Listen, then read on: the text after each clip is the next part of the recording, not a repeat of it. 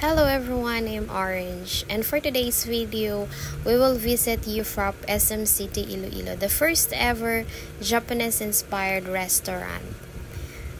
They have a nice waiters, they have a nice offer of food,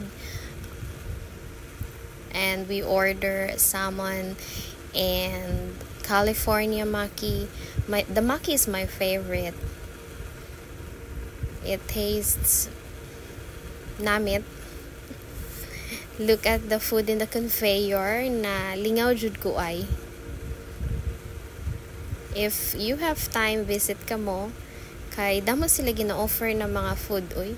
Tapos mga friendly man ila nga mga nga mga waiters, and even the managers, they talk to the customers.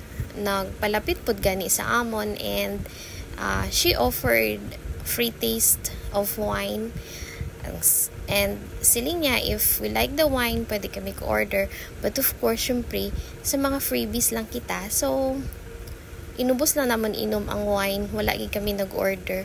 Tapos ang order naman by one take one pa oy, syempre hindi ka sa buy one take one.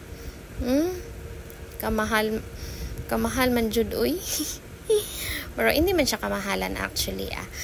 You try to visit and experience also the Japanese dining in Euphrapp, Iloilo City.